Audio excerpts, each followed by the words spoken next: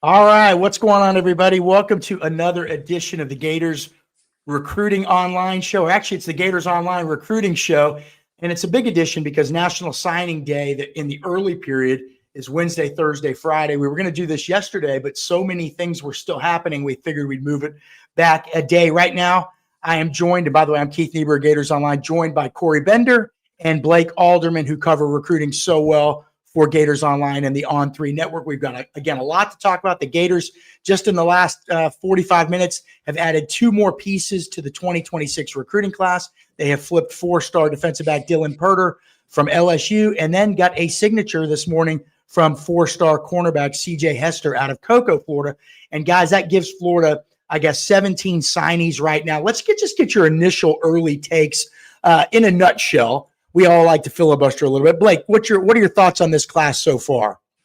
I think that there's a lot of things to consider. I think obviously a coaching change, the fact that they held on to the majority of these guys, just one decommitment. Some guys still left to sign, but I think that's impressive. We've talked about the class before. I think they hit on a lot of needs. We'll see what the roster looks like with this coaching change when the portal opens up, but I don't think they can have too many complaints to even add one guy extra to this class that you weren't even expecting 3 days ago, So I think that's good. Yeah, Corey, and you're on mute, Corey, but Corey, when, when Billy Napier was fired October 19th, this could have gone in a number of different directions. You just don't know, but Florida was able to hold on to all but one commitment so far that we know of, and that's running back Carson Baker. Still waiting to see where he ends up. There's a lot of early buzz. He just committed to A&M. Just committed to Texas A&M. So, like we were saying, there's a lot of a lot of buzz today to Texas A&M. You all had reported on that last night, and then we reported on it again today. But they didn't lose many guys, Corey. So what does that say about this finish? This is fairly impressive, it would seem. Yeah, I think it just starts also with the culture that, I know Billy Napier's not a popular topic, but as far as the guys, the guys he brought into that class, it was a tight-knit group. I think it starts with that. With Will Griffin, those guys, I think they did a good job of communicating with one another. They're really kind of waited out. I know Lane Kiffin was the guy I mentioned the Florida's job before Jon Sumrall got there. So there's a lot of anticipation waiting to see that, hey, who's Florida going to bring on, as the next head coach. And I think all these kids knew that it was probably going to be a high-level coach no matter what, since it's the University of Florida.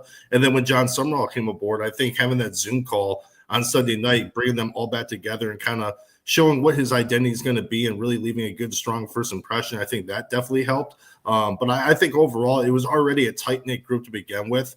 And I think obviously with Jon Sumrall and the guys he did bring on early, and then the former staff members that are still there, Katie Turner and Jacob LaFrance, I just think it was a perfect nucleus down the stretch when it came to communication and kind of keeping them all together. But it's a tight-knit group, and I think they did a good job of just kind of communicating early on, not wasting time, kind of showing what their vision is going to be, and that definitely helped. All right, again, so right now Florida was 17 signees. At last check, they were 13th in the Rivals recruiting team rankings. Obviously, if you're Florida, you want to be in the top 10, but this is now a transitional class, and those usually go in the other direction. They usually go down, not up. So 13th, not bad right now. Florida still has been, before we break down this class, and also we're going to try to answer a lot of the questions in the comments, so we appreciate this. But before we get to that, Florida still got some work left to do. Just this week, the early signing period ends Friday. Blake, what's left on the table right now that Carson Baker is committed, the running back, four-star running back, to Texas A&M? Who's left out there for Florida that we need to be tracking? Yeah, commit-wise, three-star tight end Kiku Amua out in Hawaii. He has visited Auburn. He's visited Washington and Florida. Sticking with Florida, he has not decommitted. He remains committed. That's still signing with Florida and sticking to the plan is still on the table for him. It's a Thursday or Friday deal with him. He's kind of just been trying to soak everything in, just all these visits he's taken, all the changes at Florida and certainly at Auburn too. I think Friday is what is looking like more likely for when he'll make a decision, but this could be a Thursday, Friday thing, like I said. And then four-star safety commit, Kaden Hall out of Milton, Florida, up there in the Panhandle area. Corey's reported on him a lot on Gators Online over the last couple of days.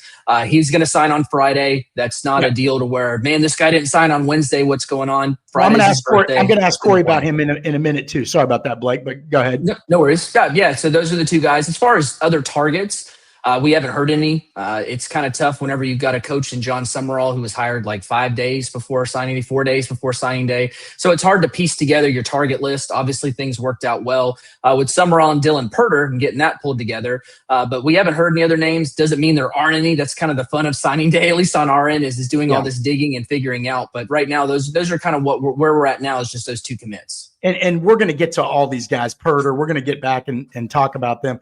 Corey, I wanted to ask you, Blake mentioned Kaden Hall, the 4-star defensive back, is going to finalize everything tomorrow. He's been committed to Florida for a long time. You spoke to his father yesterday on Wednesday. What's the give us some insight there? I mean, obviously we all think he's going to end up at Florida. What did he tell you? So he's going to definitely sign with Florida on Friday. And I know like Blake kind of mentioned too, like why the wait. It's his birthday on Friday. That was the plan all along. But yeah, it was interesting. The last couple of weeks, Georgia Tech was a school that kind of emerged in his recruitment. I think the stability with Brent Key coming back, I think early playing time. And at the time, I know the NIL offer at Georgia Tech was a good amount larger than what Florida had. I know that was a little bit of a snag. That's why there was a little bit of drama with Florida and Kaden Hall down the stretch. They weren't looking to break the bank from what I was told. It was just kind of make it fair, make it kind of reasonable. And I know when a new staff comes in, they kind of have to review these numbers. And that's kind of, I mean, it's not 100% confirmed, but that was a rumor of CJ Hester too. So that was a little snag with him. And then even with LSU came into the mix with Lane Kiffin's staff, because, Kaden Hall took an official visit to Ole Miss several weeks ago, really liked it, but obviously no one knew where Lane Kiffin was going to go. So about 24 hours after he got to LSU, they made contact with his camp, but there just wasn't a lot of time. But all along, his dad was saying, hey, our heart's at Florida. That's where Kaden wants to go. That's where we want him to go. It's just making it right, kind of making it fair, so it makes sense to us compared to what other schools were offering. And Florida was able to do that. And then last night, his dad said, hey, just to let you know, we're signing with Florida on Friday. There's no reason to worry. We're not going to sign today, but his birthday's Friday, so we want to have like a big celebration. That's why there's a way to that. That's some good insight. Corey, and both you guys, Corey, I'm glad you brought it up. Different staffs come in, and they have different NIL valuations for each kid. So one school may want to give a kid X amount of dollars, or one staff, and a new staff may say, no, my priority as the head coach and our staff is going to be a little different than theirs. I want the money to go more toward here instead of there. And that can obviously shake things up and change things up at the last minute. But overall, looks like Florida's done a nice job holding this class together. I'm going to try to put up the guys that have signed so far. Hopefully this graphic looks good. Let's see. Okay, there we go. We got a little bit of Corey and a little bit of Blake's head still in there. But here are the guys that have signed so far. And in order, this is in the order that they have signed. Blake, what are you doing? In order of the guys that have signed, Tyler Chikuyum, the 4-star offensive tackle, was the first guy that Florida received his letter of intent from on Wednesday. 4-star receiver Justin Williams out of Buell. We're going to talk about him. Malik Morris, 4-star linebacker out of Lakeland. Hezzy Kent, 4-star tight end out of Brunswick, Georgia. Javari Lucas, 3-star offensive tackle out of Glade Central down in the muck. 4-star defensive back CJ Bronaugh, another guy we're going to get into a little bit later. 4-star defensive back, he's on board. 3-star offensive tackle Chancellor Campbell out of St. Pete Lakewood, got one of the better frames really in the country for an offensive tackle. 3-star interior offensive lineman Desmond Green out of South Carolina. One of the lowest rated guys in the class, Desmond Green, but Florida beat out Georgia, head to head for him. So that was significant. It's not always what the ranking is, it's who you beat. Here's another big one. 4-star defensive lineman /end/edge, Jeraylin McCoy out of Tupelo, Mississippi. Again, a guy, I mean, let me tell you something. It's hard getting studs out of Mississippi. You got to really work, so nice job from Florida there. 4-star edge Kevin Ford, another interesting one out of Texas, because there was some chatter about some other schools late for him, and we'll get into that. 4-star receiver Marquez Daniel out of Booker T. Washington High School in Tuskegee, Alabama. 4-star quarterback Will Griffin, who committed to Florida, a year and a half ago, out of Tampa Jesuit, record-setting quarterback. We're going to talk about him. A really big one, guy that's not getting much talk at all, and he is going to be a monster in the trenches for Florida. 4-star defensive lineman Kendall Gervil out of Fort Myers. Then you got 3-star interior offensive lineman Janari Carr, who Florida held off Tennessee at the end to keep. 4-star receiver Davian Gross out of Texas. Florida held off schools like Oklahoma late. Maybe the best pure player in the class for Florida, Dylan Purter, who just committed today, flipped from LSU, and 4-star cornerback CJ Hester out of Cocoa. And I need to mention Purter, I believe, guys, is teammates with Marquez Daniel at Tuskegee High School, Tuskegee, Alabama's Booker T. Washington High School. So a good, solid class. Guys, let's start with this guy right here, Davian Gross. I don't know who wants to jump in, but which one of you guys covered his recruitment the closest? And what can you tell us? Was that you, Blake, or you, Corey? Yeah, more Blake. Blake can get, no problem. Okay, what do you got, Blake? So. I mean, I don't ever like to compare people to past players or big-time players, but I think this is about as close of a guy to Percy Harvin as you'll see, at least in Florida history. Just a guy that, I mean, I think he could have been a D1 running back, but he's more of a wide receiver. He's really fast, a versatile piece, like I mentioned, with him being a running back type. And it was weird because most of the year, his recruitment was he keeps things very quiet. When he was getting ready to commit Oklahoma all year for the early part of the year, it seemed like that's where he was going. That was the team to beat. Florida, his official visit in June, that was the only visit he's had ever taken to Florida at the time. But that really cemented them as a big player. Florida continued to work on him. Really liked the plan they had for them. And he held out and thought things over a little bit more into August and then committed. I think NIL was a big reason for him there. I think that, that was what probably held on to him as things got late, because in the last 24, 48 hours before signing day, it got a little hairy there. I think that there was some buzz for Oklahoma that they had lost a commitment at the wide receiver position, had turned their attention fully and heavily on Davian Gross. At one point, night before signing day, so Tuesday, it sounded like this guy is unlikely to sign with Florida. Oklahoma's trending. Florida went to work. I'm sure some more of those NIL talks continued. New head coach Jon Sumrall gets involved, as he has with a lot of these guys, having FaceTime calls, Zoom calls with these guys, talking with Gross's family. And that was enough to hold on. And he signed with Florida. And in a recruitment that even on signing day, when it seemed like it was going to Florida, was set to sign, I think, at like 10:30 Eastern time here in Florida. And I don't think the paperwork started to roll in until almost 12:30 Florida time here on the East Coast. So even then, who knows there? I think that was one to where it took a lot of legwork, but it ended up working out well for Florida. And they got a guy that is a big-time playmaker. Yeah, I think people, they get like, if I say, oh, he's Percy Harvin light, or he has some traits that remind you of Percy Harvin, we're not saying he's Percy Harvin, okay? As far as I can tell, there's only been one dude ever like that. Okay? One of one. Like he's one of one. But he's got some of those, he's fast.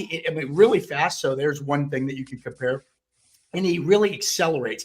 And he can carry the ball out of the backfield. Well, a lot of receivers can't do that. He could actually do that and do some of those similar things. I don't know whether he's going to average 10 yards a carry or 9.5 yards a carry like Percy Harvin did in his UF career, but this guy's a fantastic player. Corey, let's get into the quarterback in the class. Will Griffin, 4-star kid out of Tampa Jesuit. I looked up his stats yesterday. He's thrown for over 12,000 yards in high school. Okay, over 12,000 yards in high school, and got his team deep into the playoffs almost every single season. And people kind of forgot about him because he committed to Florida so early. So he didn't get the buzz, the buildup. He committed before his junior year, and then you sort of forget about him. But the numbers and the program he's from at Tampa Jesuit, one of the more outstanding and well-coached programs in the state of Florida. But the numbers, I mean, again, we as writers try not to get too caught up in the numbers. But, man, when a guy's thrown for that many yards, I'm looking at it right now on Will Griffin. Let me see this real quick. Will Griffin. So in his high school career, 12,299 yards. This season alone, 2,500 yards, 37 touchdowns, and I believe only 2 interceptions for his career. 143 touchdown passes, 37 interceptions, and the bulk of those interceptions came in his 10th grade and 8th grade years. So he's been playing quarterback as a starter since the 8th grade in high school. Corey, this guy stuck with Florida through and through. And, what is Florida getting in Will Griffin? Seems like a leader. I think it's a guy that really made a lot of strides as a senior. Like you said, 37 touchdowns and 2 picks, 65% completion percentage. I think the other thing, too, you have to look at is, he plays against solid competition here in the Tampa Bay area. He plays against a lot of well-known schools. But I think this year, and he told me the same thing, his big thing was cutting down turnovers. I think you can say he definitely did a great job of doing that. But I think it's a guy where his senior year, the game has really slowed down for him. There's no panic in him. I feel like when watching him live a few times this year, there could be a pass rusher coming, but he doesn't panic and kind of get rid of the ball quick. He kind of settles in and does a good job of reading what's in front of him. So I think the other thing too, Keith, is his ball placement. I know when I saw him a few weeks ago, he made some really good throws. It wasn't the best competition, but you can't always look at that. You got to look at actually the throw coming out of his hand and where the ball was placed.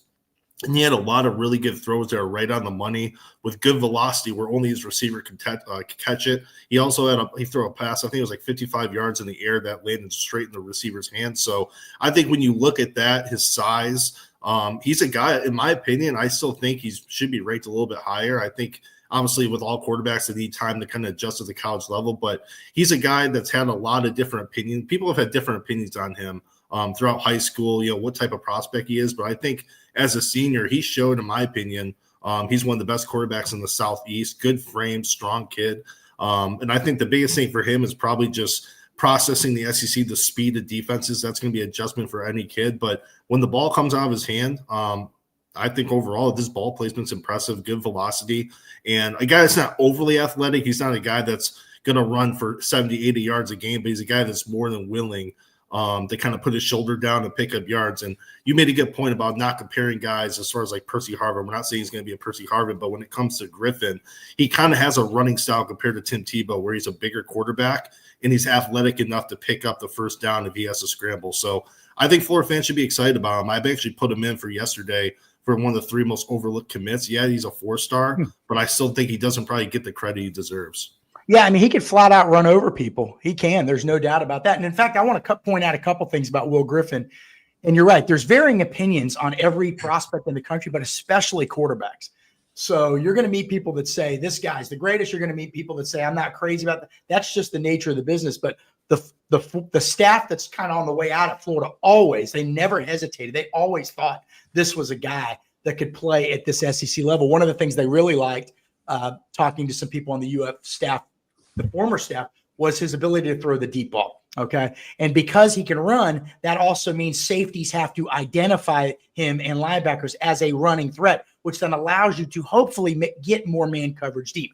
A couple other things about Will Griffin. You guys have seen this. He's got ginormous hands, right? So his hand size, I can't remember, it's well over 10 inches. And I remember typing it in once, whatever it was, 10.8 or something like that. And he would have, I want to say, the second or third largest hand of any quarterback in the NFL right now. Like right now, his hand is as big as all but like 2 or 3 guys in the NFL. And finally, the last thing is that he has started for so many years in the high school level that he is he just kind of gets it, and he understands what it takes to be a quarterback and all that stuff. I think that's ultra important too. But yeah, you're right, Corey. He has been sort of overlooked, and I think it was because he committed so early. But the statistics, they bear out that he's successful. And you mentioned another thing, and I know I'm going on and on here, but hitting receivers in stride. Sometimes we forget about that. I covered 2 quarterbacks who signed with another SEC school about 10 years ago. They both put up great numbers. But when you watch them play, they were very good players, by the way. And the receivers, when they were open, sometimes had to slow down to catch the ball. You know what I mean? So it wasn't quite in stride. And sure enough, when they got to college, that became an issue because the windows get so much tighter. So little things that we tend to not really pay attention to sometimes become a much bigger deal in college. One more guy to talk about, actually more than one guy, CJ Bronaugh. This was a big pickup. This guy's one of the fastest guys in the country. He's a cornerback out of Windermere, Florida, which, he's just an incredibly fast guy that Florida locked in on the previous staff, and the new staff obviously wants to keep him. But Ohio State flirted with him down the stretch. How much of a run? Corey, was that the one you covered mostly? Were you more on CJ Bronaugh? It was both of us, really. I mean, Blake, you can take it. Yeah, we both covered him. Yeah. What can you guys tell us about CJ Bronaugh's recruitment? What happened? Did it get because there were crystal ball picks coming in. There were, RPM picks, crystal ball picks for him to flip to Ohio State, and then he ended up signing with Florida. So kind of what happened, guys? Walk us through the last couple of weeks there. I would say that I think you've got a guy here that committed to Florida. The appeal of staying in state was something. The appeal of playing in the SEC was something. Just being close to family. And there were a lot of things that he liked about Florida. I think that this was one of those decisions when it came down to the wire. And he visits Ohio State for the first time for an official visit when the Buckeyes hosted UCLA. I think that visit blew him away. And I think there was maybe some visit high there. But at the time, there were a lot of things to consider. Florida didn't have a head coach. Florida's team hadn't been playing well. They were on a losing streak. There were just so many different things about Florida that were the unknown. And I think when you look at Ohio State on top of, the visit high and liking all the things and just being at the ultimate high of high when you're looking at a school, there was more stability. Ohio State is ranked number 1 in the country. Ohio State is coming off of a national championship. They've developed a lot of players. He liked their culture. I think all those things were appealing. I think when it came down to it, it was one of those, head versus heart type of things whenever he's looking at schools. And I think that Florida is where he loved. I think that Jon Sumrall, just in those conversations that he had after he was hired this past Sunday, I think that those were kind of enough to maybe reignite some of that, his heart and just his love for Florida. And I think that was what ultimately played out. And I think that you're looking at it with stability wise, you've got a new coach.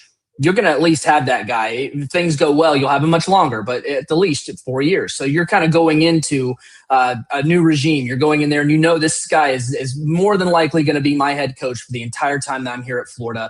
The roster is going to be the same, barring any changes with the portal or who stays and who goes. A lot of things were still the same with Florida, but now who your coach is going to be, and that guy is more than likely going to be your guy for your entire college career. So I think that sort of kind of pushed him into sticking his commitment. All right, Florida's current recruiting class, I believe, ranked 13th right now. Blake's mustache ranked top 5 in the On3 network. No almost up there with Stephen Wagner at the Miami side. That's going to be the undisputed number 1 forever. All right. Just a little while ago, right before we came on the air, Dylan Purter, 4-star defensive back from Booker T. Washington High School in Tuskegee, Alabama, flipped from LSU to Florida. Everybody saw this coming. You guys were all over that. One of the guys behind the scenes at Florida on the Florida staff had a lot to do with this because he is from Tuskegee, and he also helped Florida land 4-star receiver Marquez Daniel from the same high school. And that's Chad Lucas. So one of y'all, Corey, walk us through the recruitment of Dylan Purter, because this is a guy we hadn't really heard about for a long, long time. We knew in the spring. In fact, the photo that I'm going to put up, I took of him at a camp, I want to say last January or February in Atlanta. So we knew Florida was looking at him. We knew he was putting up some really fast testing numbers. And then we quit hearing about him until about a week ago, or not even that. So what happened there? Corey, can you walk us through that one a little bit? No, it's funny you said that, Keith. The previous staff offered him, at Florida. I think I was the first person to write about him. He was a kid that was kind of like under the radar. Florida offered him, and then they kind of cooled and, eventually committed to LSU. And then once Jon Sumrall came aboard, it's a guy that he was familiar with at Tulane. He offered him obviously there. And I think overall, as this class was closing and, LSU was going through their coaching transition as well, he was a guy that they thought that was available, a guy that definitely would be interested in Florida. And I know when I spoke to him before, when he got offered at the start of this year, he was ecstatic about that offer. He loved it and said all the great things, to the point where I was like, man, this guy kind of sounds like he's leaning towards Florida. And then kind of when it came back, and then you have Marquez Daniel, who's his teammate and close friend who's committed, it kind of all made sense. It checked all the boxes, from familiarity, having Marquez committed, Jon Sumrall recruited him heavily at Tulane, even though he was an LSU commit. And then obviously you want to lay your blueprint. And, Jon Sumrall, he's an aggressive-minded defensive coach. And Dylan Purter's that type of guy. He's a guy that comes downhill in a hurry, real physical with some positional versatility, who will start out at nickel, but a guy that really gets his nose dirty and likes to play a physical style. So I think when you look at him, he has long arms too, about 170 right now from what I was told, but a guy that's going to fill out, I think, pretty nicely over the course of his college career. So when you combine that with a good frame that you can build off, his physicality, I think that's a guy that down the line you can have a multi-year contributor. He's also a pretty good running back too. If you watch him on film, he's a guy that really he doesn't try to avoid contact. You always want to score touchdowns and break away from guys, but he's more willing to put his shoulder down and break through tackles. So I think this is more kind of an upside projection pick. And then when you combine that, I think Jon Sumrall said, hey, this is a guy that I think we can get and add to the class right now. And have a good shot. So I think it all made sense, and it moved pretty quickly. And I think thankfully for Florida, the kid's been on campus. I know one time he may have been to Florida's campus twice earlier this year. So I think it all just made sense. He's familiar. And I think also on the LSU side, there was some conflicting reports about how much he was wanted by Lane Kiffin's staff. I heard a few different things about that. So I think Florida was a natural landing spot for him. Yeah. And, so I was just going to say, sometimes when a guy flips late, a new staff comes into a school and says, okay, we don't want this guy as much. And whether that happened or not at LSU, only they know. But one thing to remember here is, and again, look, we don't know how any of these guys are going to turn out, so I don't want anybody to think I'm just stumping for Florida here. But when he was committed to LSU, he was recruited by and committed to Corey Raymond, right? Who, again, coached at Florida. I think the secondary wasn't as successful as people would have hoped at Florida when he was there, but he is known to be one of the better defensive back coaches in the country. I think everyone can agree to that, and also known for his evaluations. And he wanted this guy. So I think that is pretty important to think about there when you're considering whether somebody was kept or dropped or whatever. Guys, let's look at the class as a whole. Again, we are going to take some questions. I know there's a lot of comments in there, so we appreciate everybody hanging on. If you like what we're doing, hit the like and subscribe button below. But let's look back at the signings, and I'm going to ask you guys some questions. Is that cool? Cool. You guys, you Corey and Blake. Okay. All right, so here are the signings so far. So I'm going to start off with 5 categories: best player, biggest sleeper, most productive at UF, we think, early impact guy at UF, and the biggest surprise keep, the guy that you were surprised that they held on to. So best player in the class, I go with Davian Gross, the receiver out of Texas. What about you guys?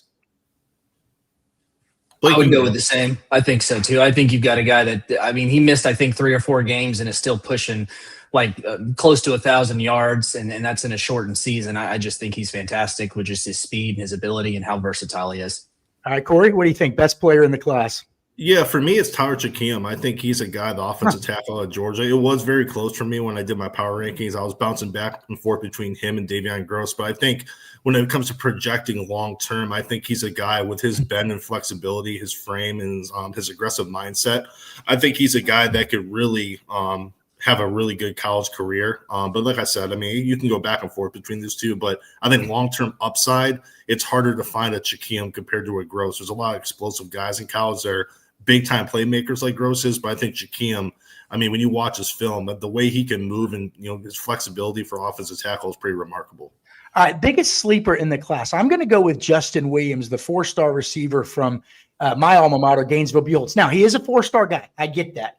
But when you look at his productivity, he isn't getting the quite of a amount of attention that you would think, let's say. So as a junior, he was the first player in Florida in, 2 decades, since the great Devin Hester, to rush for 1,000 yards and catch 1,000 yards worth of passes. That was as a junior. This season, he's again got over 1,000 yards receiving. Buchholz is in the state semifinals again this week. He's a huge part of that. He's got, he's got 25 touchdown catches over the last 2 seasons. I just don't think he gets enough attention. So Justin Williams, would be my biggest sleeper in the class. Corey, who is your biggest sleeper in the class?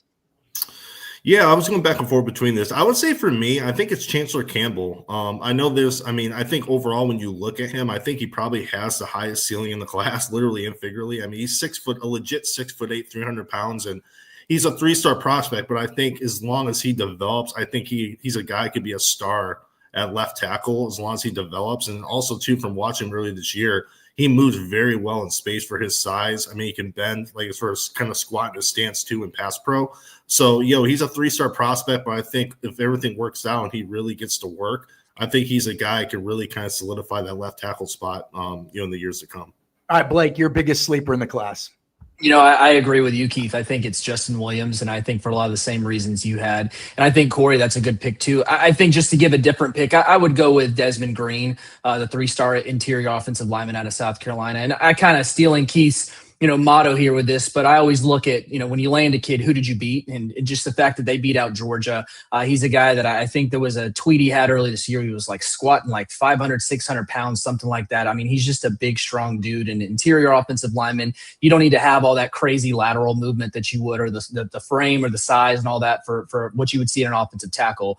But I just think that a guy like that, if you're beating a guy that Georgia badly wanted, I think that you've probably got a pretty good one, and I think that just the strength and just what he can bring is at the guard position makes him that for me. I get to steal all the thunder because I get to make the first pick on these. But I saw when I mentioned Justin Williams, y'all can't see, but Blake was like, "Oh Jesus!" All right, so productive. Desmond Green was my second pick too. Mine too. Yeah, mine too, Corey. Most productive at UF, and I'll say I think it's going to be Davian. I hope I keep butchering his first name. I'm terrible with names. Davian Gross. And here's the thing. So I'm looking at Florida's receivers next year. So you keep Vernell Brown. We're assuming. Let's say you keep Dallas Wilson. I mean, look, people are going to come after Dallas Wilson, but let's say you keep those 2 guys. Go watch Davian Gross's film, and then imagine what he could do on the field with those 2 guys. Now, they got some other young receivers on the team that'll be coming back. I understand that, but you start thinking about the potential, and I think he's going to be a guy that's a 25 to 30 catch guy, and I do think he's going to be a guy that also probably gets 10 to 15 carries on end arounds and straight runs, to be honest with you. And I think to me, he will be a guy that has that's just his first year. And I'm saying, but overall at UF, I think he's going to be the most productive guy. Guys, we'll do early impact in a second, but most productive at UF, I say Gross is going to make an impact early and keep it going. He's going to be a 3-year guy, and that's it. What do you think, Blake? I agree. I think whenever you're looking at how productive you're going to be, stats are usually going to be a big indicator of that. And just the fact that this guy can get the carries, he can get the catches, he can be involved in different ways. And on top of being a really good player, I just think that when you look back and you look at how productive and what he did in his college career, that seems like the given to me. Okay. Corey, what do you think? Most productive overall? Yeah, I think productive is the key word right there. I agree with you guys. I know it's not as fun all picking the same guy, but Gross, I think versatility, I think like you said, Keith, you can get the ball in his hands in a variety of different ways. And I spoke to a source earlier this year when he was not committed to Florida, but they were pursuing him. And they basically told me when I asked about projecting, they said, hey, this kid can play wherever he wants. And you don't always hear that from a college staff when it comes to a kid. And I think that just shows how big of a priority it was. And like you said, I mean, he's a guy that he just makes it look easy on the field, just really smooth athleticism. He just makes even defenders, when they're chasing the open field, he looks like he can slow down when he gets towards the end zone because he just makes it so easy. And I think, too, with end arounds, kind of make him a gadget-type player. You can motion him in the backfield. I just think either way he could fill up the stat sheet. Yeah, I see a lot of production over the next 3 years with him, provided he stays healthy, of course. He's the kind of guy that if he's walked into the coach's offices the first week at UF and said, hey, I want to play safety or corner, I don't think he'd have any problem playing it over there either. I don't think it's going to happen. But, I mean, I'm just saying I was a little surprised the first time I turned on his tape. I was just surprised. It's that good. And you don't say that about a lot of guys. All right, early impact at Florida. Obviously, he would be a pick, if not the pick. But I'm going to take a different route here. I'm going to say Kendall Gervil, 4-star defensive lineman. You need a lot of bodies on the defensive line to be successful. You saw Florida's run defense suffered late in the season, as pretty solid against FSU, but suffered late in the season as attrition set in, and they didn't have a ton of bodies.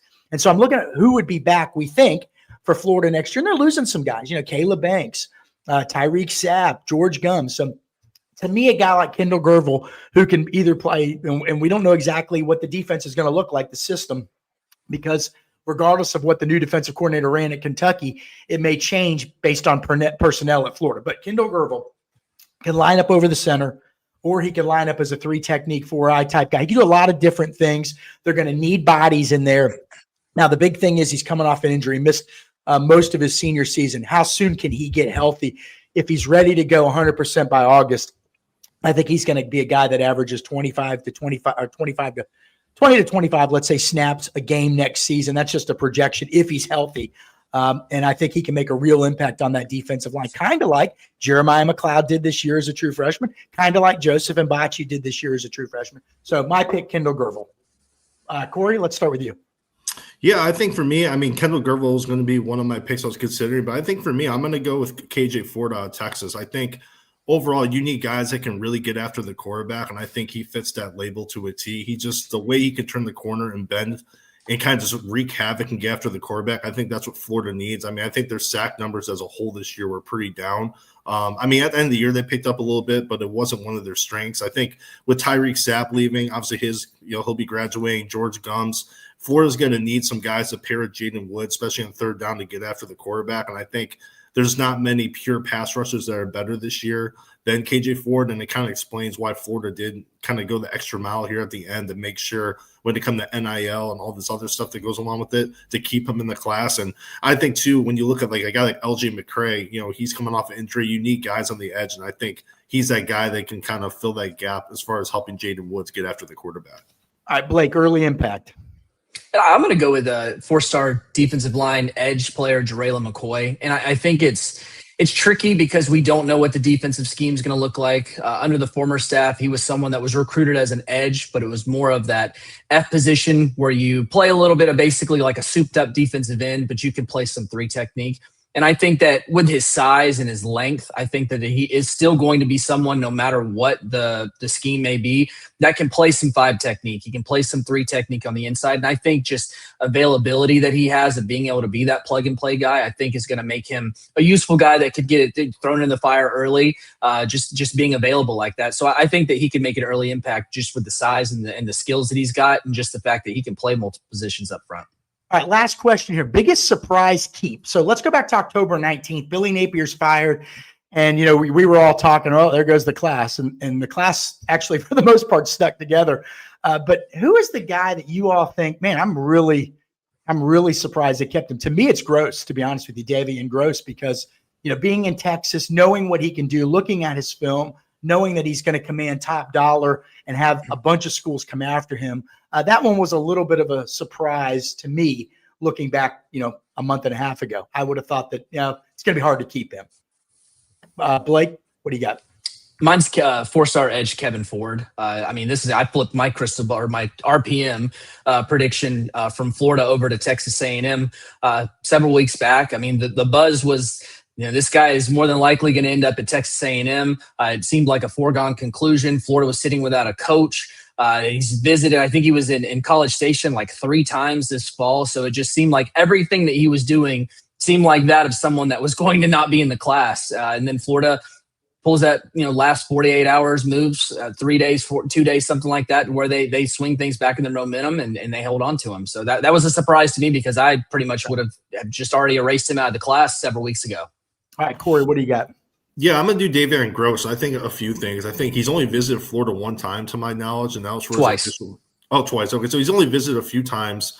And I think the other thing is, too, Florida barely beat out Oklahoma early this year. I mean, it was to the point. I remember I was on vacation for that, and I found out that he committed. I was shocked, and you guys were covering that. And I think that was, at the time, the biggest surprising addition to the class when kids initially committed. So when it came down to them, when Florida fired Billy Napier, I thought it was almost a foregone conclusion that, this kid's probably going to end up at Oklahoma. The season they're having, the uncertainty with Florida, and then Florida, it's right before signing day. Florida still didn't have a coach till Sunday. And then, like with Kevin Ford during the final hours, probably the day before, there was a lot of buzz with Oklahoma. So I just think keeping him in the class, you can go between him and Kevin Ford, but I think with Kevin Ford, he visited several more times than he did. And just like I said, I think the way how Florida barely beat out Oklahoma and still was able to hold on despite how different the seasons they had, I thought that was pretty impressive and also pretty surprising.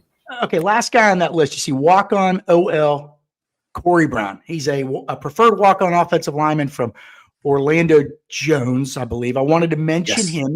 He's the younger brother of Vernell Brown III, who just came off that fantastic true freshman season with the Gators. And obviously, Corey's father is Vernell Brown II, who was a fantastic player at Florida. And the grandfather, of course, is the original Vernell Brown, who was a starting defensive back in the early 80s for some wonderful Gator teams there. So we wanted to recognize the Brown family for that, and congratulations to them. Another, and let me put it this way.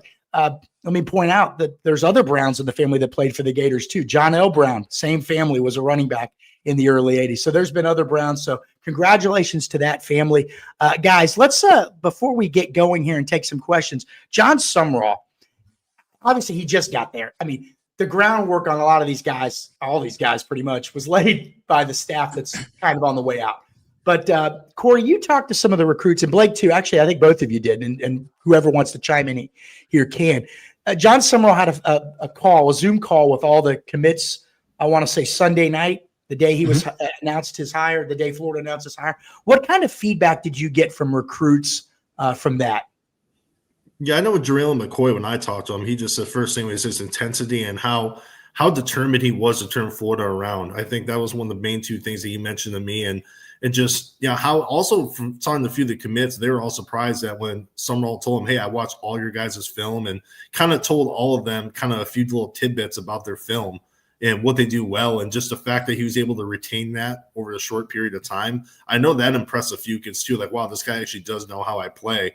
And I just think overall they thought it was a natural transition. They thought they need a guy at Florida who's fiery, who's just really hungry to turn this program around, and who's just kind of has that relentless mindset, relentless pursuit, and wants to be great. So I think from talking to a few commits, that was the biggest thing, just how determined he was and just how hungry he is to get to Gainesville and turn this program around.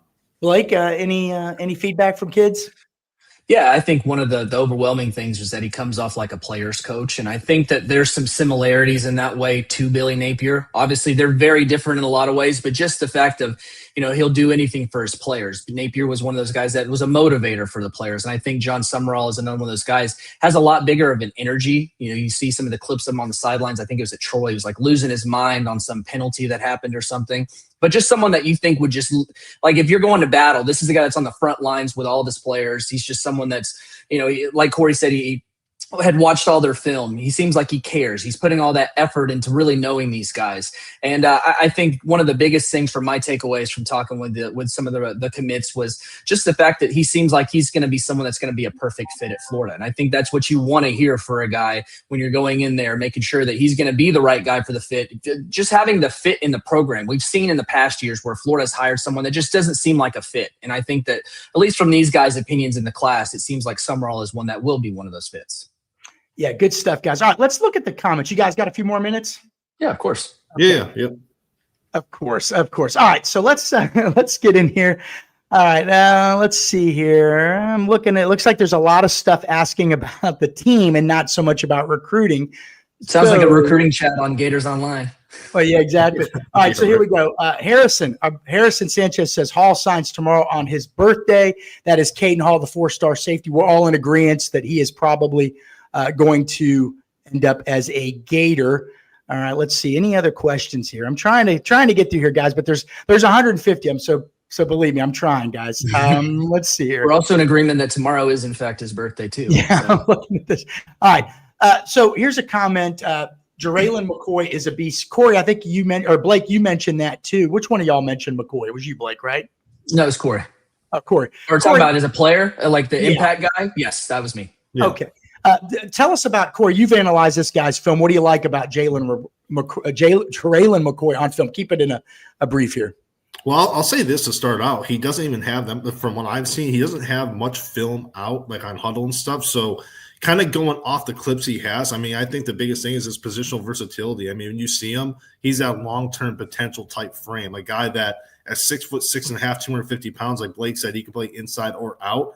And I think he's a guy over the course of college career, he could probably add another 20 to 30 pounds and kind of be a really imposing guy that you can move around the defense. And I think one of the biggest things to kind of point out too is his rankings are all over the place. Everyone has different opinions on him, but it was during Under Armour week where he really kind of stole the show and had a really good outing, and that's against some of the best players in the country. So while there isn't a ton of film to dissect, people have seen him in person, and he played very well against the top competition. I think that's important to know. Okay. Harrison's got a lot of comments in here. Okay. He's on top of this. He's on top of this stuff. All right, keeping McCoy, Ford, Gervil in this class was incredible. Blake, I mean, you would agree with that, wouldn't you? Total agreement. Yeah, I mean, whenever you're getting a transition class, you want to prioritize the trenches, whether it's offense or defense, and those guys are all front seven dudes, and they signed with Florida, and that's huge for them. Yeah. Comment here from the One Stone Angel says our new GM did a great job. That's David Caldwell, worked with the Jacksonville Jaguars and the Philadelphia Eagles. He is Florida's new GM. But I would point out that Cole Hurd, who has worked with Jon Sumrall at Tulane as his GM there and will be part of the Florida staff, also very involved here. But look, there's too many people to credit here. Old staff, new staff, Florida Victorious, and the NIL aspect. I mean, to keep a class together like this, it really did take a village, guys. Can we agree on that? Absolutely. I think all around everybody did a great job. Yeah.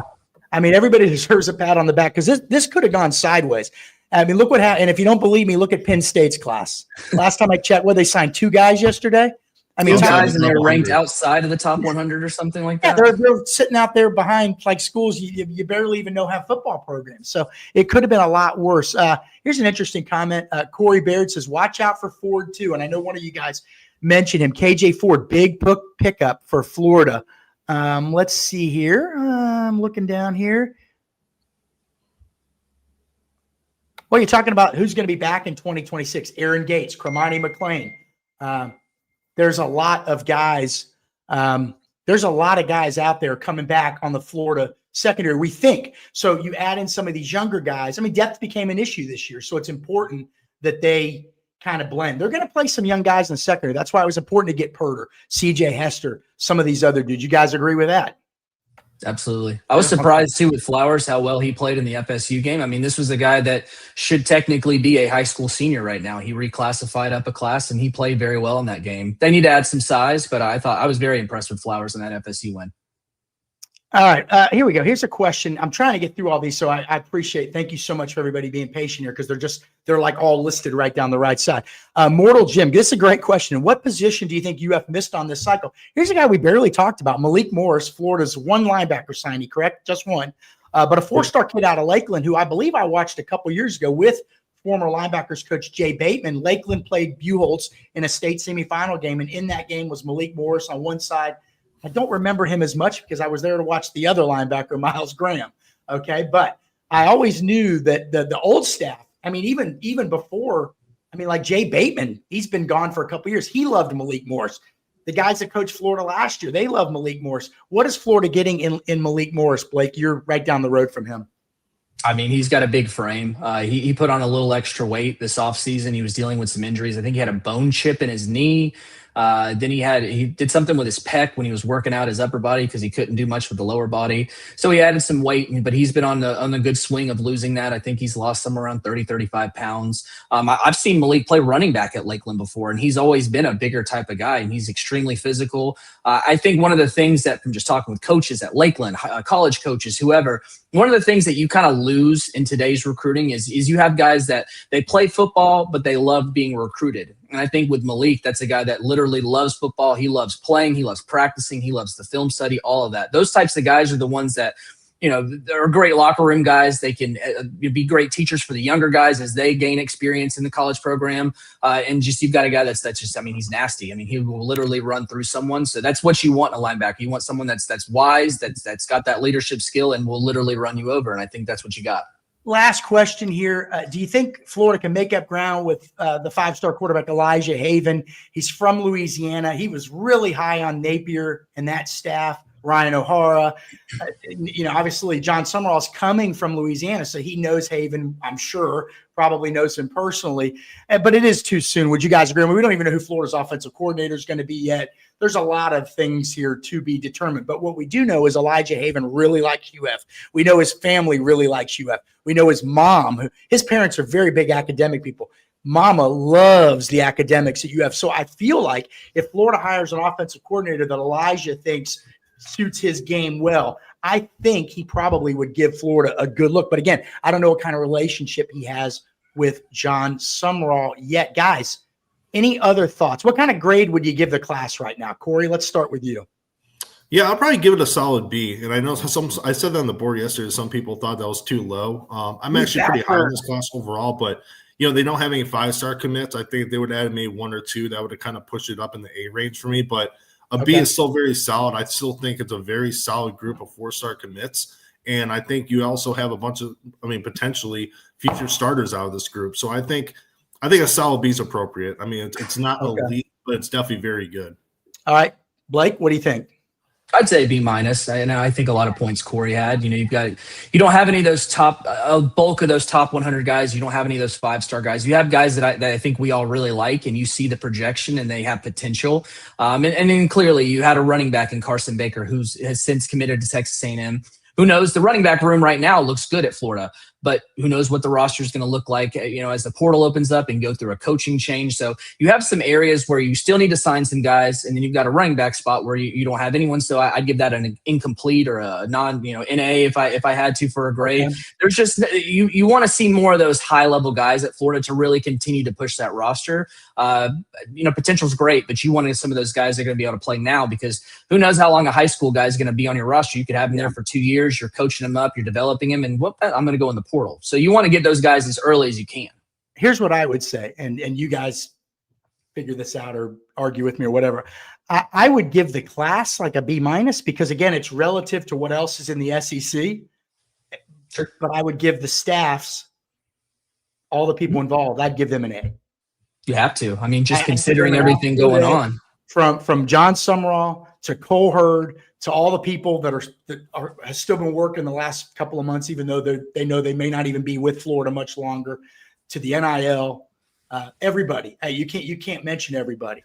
And so I would give them an A. All right, that's going to do it for this edition of the, how do I get this? Gators Online Recruiting Live Show. I always get the words mixed up there.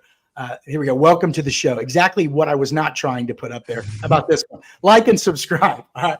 So if you like what we're doing, hit the like button down below, the subscribe button down below. Make sure you go to gatorsonline.com for more intel. You can jump in for $1 right now. We always have these great deals. Right now, it's $1, get you in.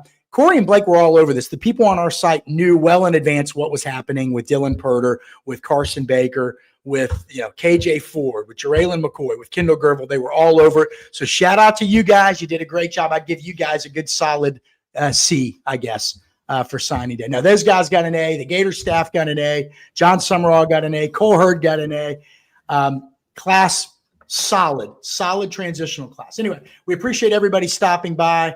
That'll do it for this edition of the show. Take care, everybody, and thank you so much. We'll be back again soon.